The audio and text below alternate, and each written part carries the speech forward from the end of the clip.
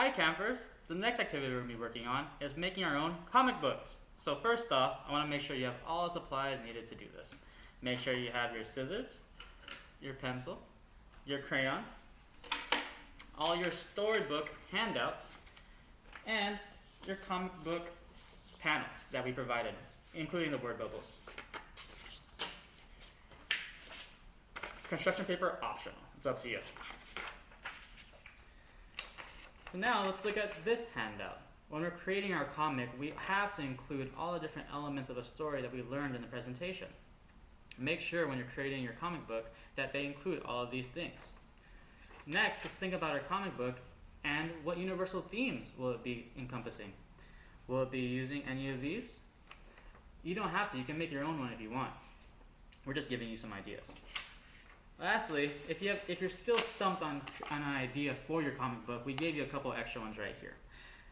Do you want to make a story about scuba diving, a story about magicians, or solving mysteries? It's really up to you, and I'm really excited to see what you come up with. Next, we're going to be looking at this handout right here. This handout will teach you how to make a storyboard, aka your rough draft of your comic or story. Use these helpful tips to start creating your story. First, we're going to use the story planning grid. Here, we're going to make sure that our comic has all the elements of a story that we learned about. This makes sure that you stay organized and not forget any big ideas or details in your comic. Then, we are going to make our storyboard. As you can see, it's not as detailed as what my final product will be, but it makes me focused and shows all the steps and big events that happens in the story. And for my comic, I actually used Little Red Riding Hood and put a little twist that I created on it at the end. So, one more step before we go to make our own comics.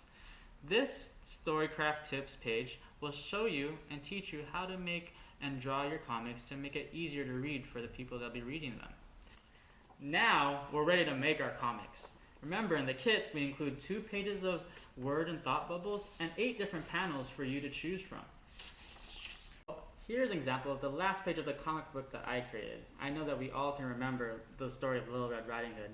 In my story, I made it so that the wolf ate a carrot instead and became vegetarian, so he stopped eating people afterwards. And as you can see in my comic, in different panels I did different things. Some panels I did a close-up on the wolf.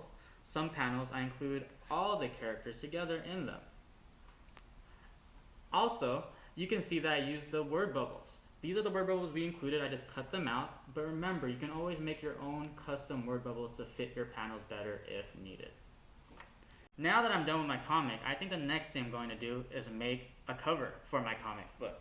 So I'm going to use a construction paper that's also in your kit, put the comic in, and start creating my cover for my comic book. I really hope to see all the great comic books that you come up with and draw. Have fun!